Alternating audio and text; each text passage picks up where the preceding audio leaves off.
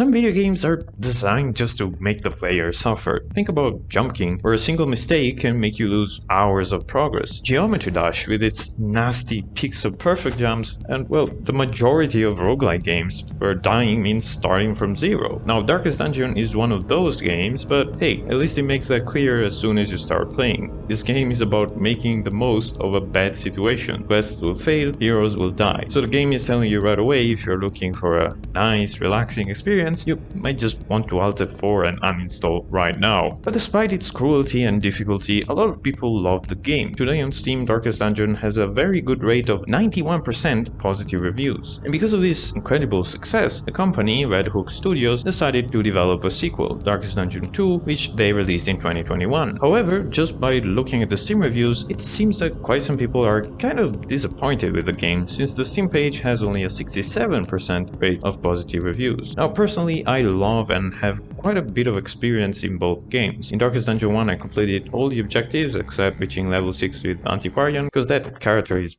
really bad. And in Darkest Dungeon 2 I have more than 200 hours and close to 100% all the achievements of the game. So in this video I'm going to try to compare the two games from a game design point of view, and I'm doing this because when I started playing Darkest Dungeon 2 I realized that this is not just something that could be a DLC of the first game, but it's a very different experience. The developers, very bravely in my opinion, decided to make significant changes to the Darkest Dungeon 1 formula that has already been successful and so many people loved. A risky choice that you don't see very often. But first, let me make something clear. So when Darkest Dungeon 2 first launched, the company signed an exclusivity contract with Epic Games. That means that for the first year and a half approximately, the game could be found and purchased only on Epic. Now this turned out to be a little bit of a controversial choice, I guess, because some people don't really like Epic for whatever reason. I personally think these types of decisions should not impact the review of a game, and it definitely won't impact my review in this video. The company obviously makes these choices to get extra funding for their game and minimize the risk of failing, and I don't see anything wrong with that as long as you don't make choices that impact the gameplay itself, like pay to win or overpriced DLCs with no content. Instead, what I think it's worth mentioning only for Darkest Dungeon 2 is their end user license agreement, which basically tells that you don't own the game and they can revoke your access whenever they want, with or without notice, which I think we can all agree is a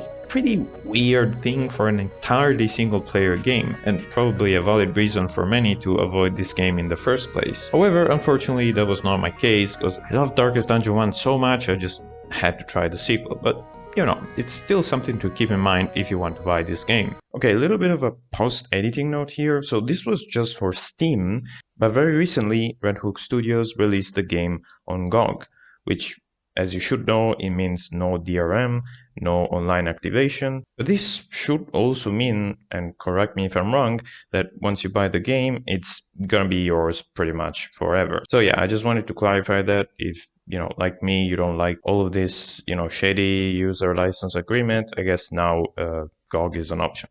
So anyways, back to the video. But with that out of the way, we can start talking about one of the most important aspects of Darkest Dungeon, the turn-based combat.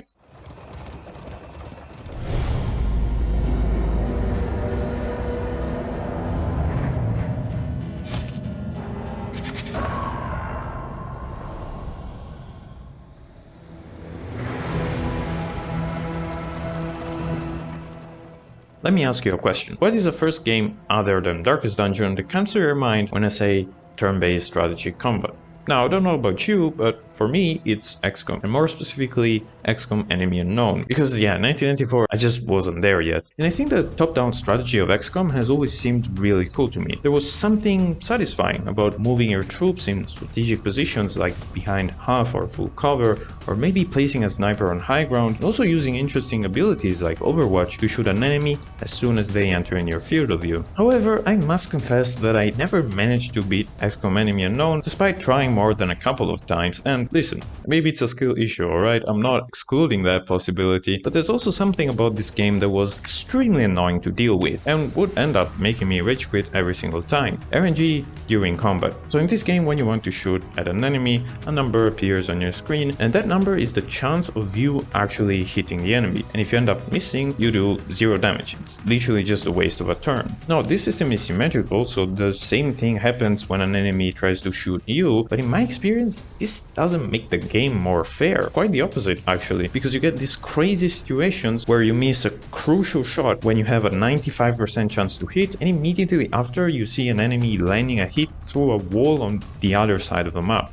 Very annoying. What makes this even worse is that every shot has a chance to do critical damage, and also there is a chance for your soldiers to go into panic mode when they get hit, where they can do helpful things like shooting an enemy back or reposition, or incredibly stupid things like running out in the open or even shooting another teammate, which makes absolutely zero sense. So the thing I really hate about XCOM is this combination of the insane amount of RNG the game has with the potential massive negative consequences if you just get one bad roll of the dice, because if you fail an expedition, your soldiers just die permanently and you need to hire new ones, leveling them up over time, locking abilities, and so on. Okay, but hold up, wasn't this a video about Darkest Dungeon? And yes, it is. The reason I talked about XCOM is because Darkest Dungeon comes from those type of games. Sure, instead of a top-down approach you have more of an horizontal style of combat, but when it comes to hitting an enemy or an enemy hitting you, in many cases the game still picks a number between 1 and 100 to decide if the attack is gonna deal damage or not. However, there's a difference, and the difference is a series of game design choices the developers made that make the game a lot less unfair than XCOM, but without making it less punishing. Let me explain. Let's start from Darkest Dungeon 1. When you attack an enemy, the hit chance is calculated through this very simple formula: the accuracy of your attack minus the dodge of the monster you're attacking. Same thing for when an enemy is attacking you. And the cool thing is that all these stats can be buffed or debuffed through trinkets or abilities up to a point where you can have a 100% guaranteed chance of hitting an enemy. And same thing for a more defensive strategy where you have abilities that can buff your dodge and debuff the enemy accuracy. So in a way, this gives you more options to counter the RNG aspect of the game, something you don't really see in XCOM, where the only viable strategy to get consistent hits is flanking an enemy, which is not something that you can always do without putting yourself in a bad position. And from a defense point of view, well, the best you can do is put your soldiers behind cover and just pray that enemies will miss. So for this reason, Darkest Dungeon 1 combat, in my opinion, is definitely an improvement compared to XCOM, but has some downsides. First of all, it is absolutely not intuitive for a new player, and I remember this being a reason I didn't like the game at first. There's a lot of numbers and stats, and it's pretty hard to know what's going on without looking things up on the wiki, which is something that a new player most likely won't do. And the second downside is, unless you get very good trinkets and upgraded abilities, you're still going to get this weird 85-90% hit chance, and if you're going to miss, well, it's still gonna be pretty frustrating. Now, Darkest Dungeon 2 combat works in a similar way, so you still have this horizontal style of combat, abilities that are position-based, but they got rid of some of those confusing stats and replaced them with a way more intuitive token-based system. So the way it works is, well, let's start saying that by default, all attacks, both yours and the enemy ones, are 100% going to hit, so you don't have to worry about making weird calculations. However, every character can have certain tokens that affect the hit chance of the attack. For example, if I'm attacking an enemy that has a dodge token, my attack has a 50% or 75% chance to miss, and the token is consumed after the attack. Doesn't matter if I hit my shot or not. And even if intuitively this might seem like a system that is not really different from the other ones, well, in practice the game offers many ways to completely avoid these types of 50-50s. For example, there are abilities or items that ignore, remove, or steal tokens of a certain type. And you can also invent strategies like token burning, that is using a weak area of effect ability or item just to burn a dodge token for every enemy, which is a very useful tactic in some particular fights. Now, it is worth noting that Darkest Dungeon 2's token-based system is not used for everything. If we look at how some status effects are applied, something like bleed, blight, move, and stun, the two games work in the exact same way. Every character has a resistance stat, and attack has a resistance piercing value that increases the chance of applying the status effect. However, in my opinion, this is usually fine. Seeing an enemy resisting to bleed or blight is not nearly as frustrating as missing the entire attack. Okay, but what if you get really bad RNG? In XCOM, I already said that one critical damage from an enemy might lead to the end of your run, and also the end of your PC if you have poor anger management. Now, there are similar situations in Darkest Dungeon 1 and Darkest Dungeon 2 where you can get really unlucky and receive a ton of damage. However, believe it or not, in many cases that's not a huge deal, and you can recover from it just fine. And that's because of a very interesting game mechanic that Darkest Dungeon has: Death's Door. So unlike many other games, in Darkest Dungeon, every time a hero reaches 0 HP, they don't die or get knocked, but they reach this state called Death's Door, where they get some debuffs, but they are still alive and can use all of their abilities. The problem is when they take further damage from this state. If that happens, then the hero needs to pass a death blow resistance check that determines if they will survive or not. And death blow resistance is just another stat that you can buff through abilities and trinkets, but only up to a certain point, so you can't have an immortal hero that is immune from death blow. And this just for Darkest Dungeon 2, every time you survive a hit while on Death's Door, your death blow resistance decreases by 10%, which is a nice improvement that encourages the player to actually heal the hero, which is the only way to get out of this state other than dying.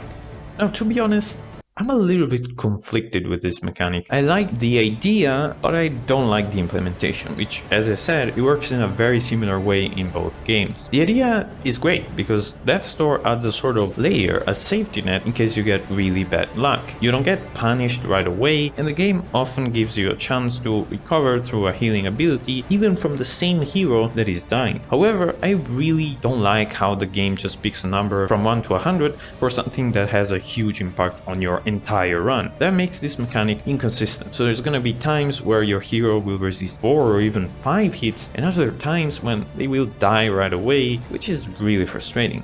So is there a way to improve this? Well, the interesting thing is that in Darkest Dungeon 2, the Death's Door mechanic has been extended also to the enemies. The way it works is a bit different, and it's through these armor break tokens that have a 100% chance to prevent an enemy from dying when they receive a hit that would kill them. So I'm just throwing an idea out there, maybe we could use these tokens also for heroes. Maybe they could be gained through items or hero quests, and they are going to be refreshed after a fight is over or every time a new region is explored. This would give the player more tactical options, and you don't just make them pray that a random number generator will be in their favor. So to recap this first chapter, my personal preference when it comes to turn-based combat goes definitely to Darkest Dungeon 2. As I said, the token system is pretty intuitive, and a lot of information is given to the player in a more clear and accessible way. A perfect example is the turn order, which is completely hidden in Darkest Dungeon 1. And I think in this case, giving the player more information is a good thing. You're going to make them feel like they have more control and options, and also decreases the impact that RNG has, which by the way is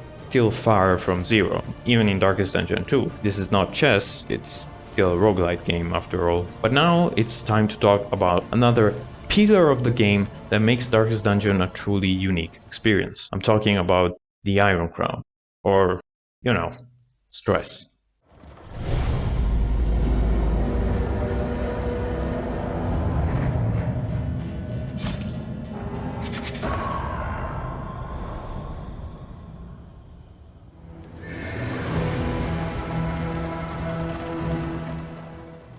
A very cool thing about Darkest Dungeon is the way the devs managed to make the heroes feel like there's something more than simple drawings or 3D models. Every character has a story, which is explained in detail in Darkest Dungeon 2, and everyone suffers in some way from the burden of their past. This feeling of suffering and humanness of the heroes is delivered through all the aspects of the game. The most obvious one, the art style. Every character has their eyes hidden, and the high contrast shadows highlights their worried and despairing face expression. And in Darkest Dungeon 2, when you reach the inn, you can clearly tell that everyone is just tired and done.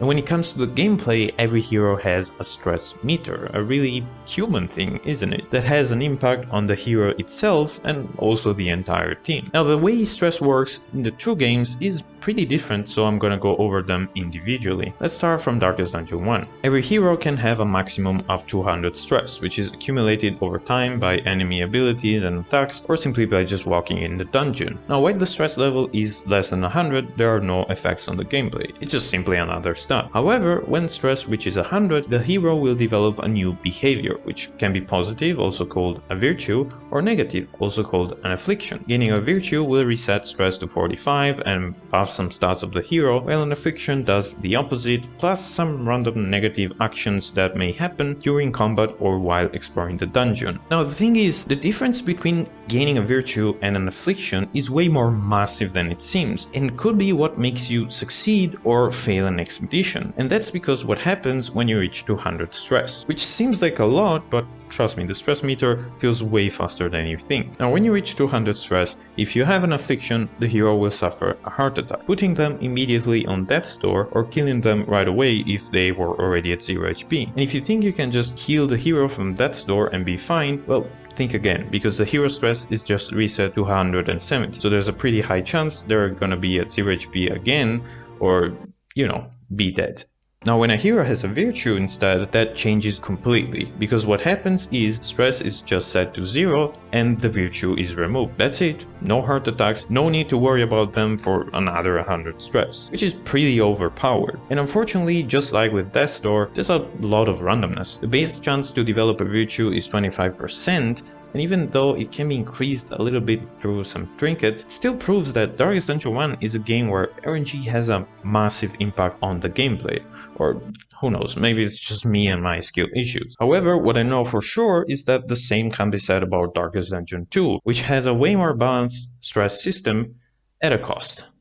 Let me explain. So here the max amount of stress is not 200, but 10, and when that limit is reached, the hero resolve is tested, just like in Darkest Dungeon 1. However, here we don't have all different types of afflictions and virtues, but just two reactions. Meltdown and Resolute. Both set the stress to 0, but the difference is that a Meltdown reduces the HP to 10%, while Resolute immediately heal for 50% of the total HP. You might be wondering, that's it? Where are the consequences for the entire team? And well, the thing is, things are a little bit more complicated than that, and that's because of something new that Darkest Dungeon 2 introduced, the relationship system. So the way it works currently is pretty simple. Every hero on your team has an affinity value with each other member of the team. These values can change during combat interactions and also when the hero reaches 10 stress, because having a meltdown will decrease the affinity by 3 with all other members of the team. The opposite happens for Resolute. Now this value is pretty much useless 99% of the time. The only moment when it's actually used is after resting at the inn, which is the final destination of every region you visit. Here is where heroes can develop new relationships, and the affinity is what determines the chance of having a positive or a negative relationship. And as you can see, the only thing that happens is that a random ability of one hero is modified so that when used in combat, it gives a buff or a debuff to the other hero involved in the relationship. And in case of a negative relationship, that skill is locked, so you can't just replace it with another one to avoid the negative effect. Now, the thing about this system is that from a purely gameplay point of view, it works. It's way more balanced than Darkest Dungeon 1. I don't really see anything wrong with it. However, if we look at the feel of the game, then I do agree that Darkest Dungeon 1 system was better. My point here is that getting an affliction in Darkest Dungeon 1 sucks. It's hard to remove it during the expedition because the only way is resetting stress to 0, which, yeah, good luck with that. And then the hero starts to go crazy when you less need it, passing turns, hitting teammates, applying stress on everyone. It sucks, but it also makes the hero more human. It really feels like the pressure of the terrible environment of the dungeon is having an effect on the mental health of the hero. And if instead you get a virtue, oh man, that feels like you just won the lottery. That feels like you actually gained the virtue in real life. But instead, for Darkest Dungeon 2, you have a meltdown, the HP is set to 10%, which sucks. But let's be honest, just something that a good Plague Doctor heal can fix in one turn. And yeah, I get that it's supposed to be more of a long-term negative thing, except that it isn't, for the main reason that when you reach the inn, what you usually do is spam items so that the affinity level increases for everyone, pretty much reversing the effects of the meltdown. And if instead you're in the final region, well, you don't even have to worry about that, because affinity literally doesn't matter. So yeah, I don't know. Personally, I still like more Darkest Dungeon 2 stress system because, again, it's just less RNG dependent and so less frustrating to deal with. However, I do agree that it comes at the cost of removing a little bit of humanity of the heroes, which is something that might be more valuable than the gameplay for some people.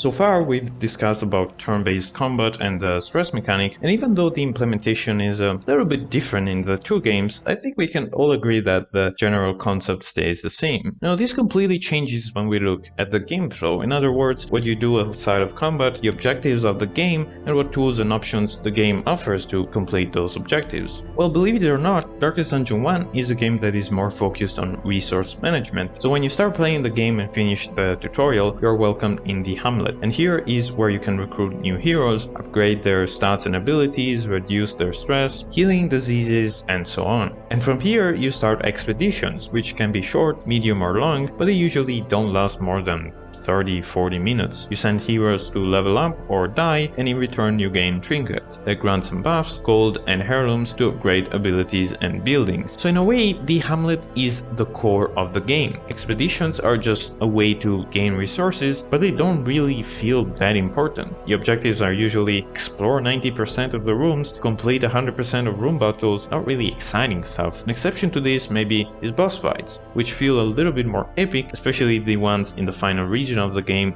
the Darkest Dungeon. But the important part of the game, in my opinion, are your decisions outside of expeditions. Gold and heirlooms are pretty limited, especially at the start of the game, and you're gonna need them for a lot of things, like stress relief, removing annoying negative quirks and diseases, and also buying food and torches for your next expedition. Now, if you really liked this management aspect of the game and hope to have a similar, maybe improved experience in Darkest Dungeon 2, well, you will be disappointed, because the devs just scrapped this entire model and the resource management part is pretty much gone. Instead, the core of the game has been replaced with a mountain.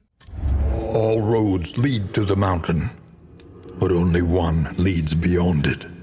So the game flow of Darkest Dungeon 2 is a lot simpler and linear. You start from this weird dark place and here you select a chapter. The game has 5 chapters, each one of them with a unique final boss. After you select the chapter, you choose your team. The game here gives a lot of options, even more than Darkest Dungeon 1, despite there are less characters. And that's because every hero has way more skills and 4 different paths that modify their abilities in some interesting ways, usually. So there's a lot of combinations you can try, and really, I spent hours on this place every time trying to think about what new build I can try to beat a certain boss. When you finish building your team, the expedition starts, and after completing this initial short region called the Valley, that's when you first see the mountain.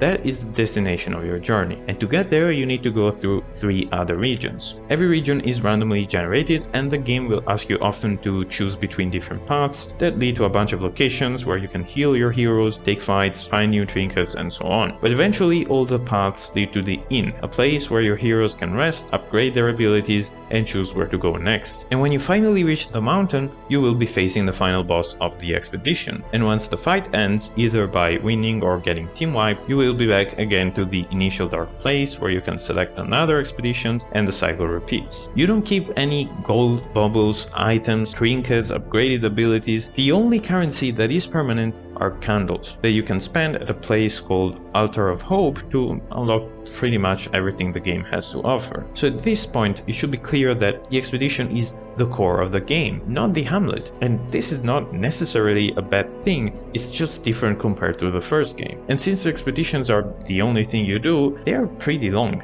Completing a run can take up to 3 or even 4 hours, depending mainly on how many fights you decide to take. And this means that losing a run, especially in the late game, is gonna be very frustrating. However, there's also a bright side, and that's when you finally complete a run. It feels great, and not just because of the result, you defeating the final boss, but also for the feeling of progression the game gives you during the run. First of all, a physical progression. And that is achieved because, as I said, the game puts a lot of focus on your objective, the mountain. You always move towards it, and before entering every inn, there is this really beautiful short cutscene where the camera slowly moves up and puts the focus on the mountain. The game is reminding you that's your objective. And once you finally get there, it's pretty normal to think, well, this is it. I used to be so far, and now I'm here. let's do this. And after that, you just get team wiped by the boss and immediately out for the game. But the sense of progression is also given through two other things: the power level and the difficulty of the game. When you start a new run, you have no trinkets, no upgraded abilities, and no good relationship between heroes. But as you travel through regions, you find gold and bubbles to buy items, mastery points to upgrade skills, and trinkets to create ridiculous combos. But the game also becomes more challenging. You will have to face a lair boss to get a trophy that is required in order to enter the final region, and also the chance of enemies to be ordained, so more powerful, is increased as you get closer to the mountain. Well, okay, but isn't this linear game flow gonna make the game just repetitive? Well, not really, at least not when you start playing the game. As I said earlier, there are 5 chapters, and beating each chapter's final boss requires you learning its unique strengths and weaknesses, which also means dying on your first, second, maybe third try, unless you read the wiki, which I don't recommend you do that. It just makes the game less rewarding. Again, expeditions is all you do in this game, and losing is not a huge deal after all. Yeah, it's annoying, but you can have another try immediately. It's not like Darkest Dungeon 1, where getting team wiped would mean you recruiting new heroes and waste hours on useless expeditions to level them up. But Darkest Dungeon 2 is also a roguelite game, so if you're having trouble beating a chapter, there are a lot of things you can permanently unlock at the Altar of Hope, like powerful items or stagecoach upgrades that will make your runs just a little bit easier. And also during your expeditions, you will find this place called Shrine of Reflection, and here is where the game will reveal the backstory of every hero and unlock new skills, increasing your options and the power of your heroes. And even after you unlock everything the game has to offer, there is still quite a lot of things to do, like achievements and beating bosses with Infernal Flames that are unique game modifiers that make the game harder, a lot harder. So yeah, if you end up loving the game like me, just keep in mind that you won't be bored for a while. I have 200 hours and I feel like I'm just getting started, especially after the most recent update where the game tracks which chapters you beated while using Infernal Flames, and apparently there is a unique reward if you complete everything. Really excited for that. And since we're speaking about the content of the game, I think it's worth mentioning the DLCs. Darkest Dungeon 1 has a bunch of DLCs that are worth buying. Crimson Core DLC is absolutely massive. It adds a new character, Flagellant, really good character, a new special disease, new OP trinkets, and an interesting storyline. Color of Madness DLC is also worth buying in my opinion. It adds an endless mode to the game, which is pretty fun to play every once in a while. Darkest Dungeon 2 right now has just one DLC, the Binding Blade, and it's fine. There's not a lot of content. You just get 2 new characters with their storylines, Duelist and Crusader. Duelist is unlocked right away, while for Crusader you need to unlock him through a quest, which is not really long. And then there's a new mini-boss, the Warlord. It's not a lot of content, but if you're gonna play this game for hundreds of hours like me, I think it's worth buying. And that's it for this video. Let me know if you want more Darkest Dungeon 2 content. I'm thinking about making an achievement guide. I definitely have some tips to share, and yeah, I'll see you in the next video.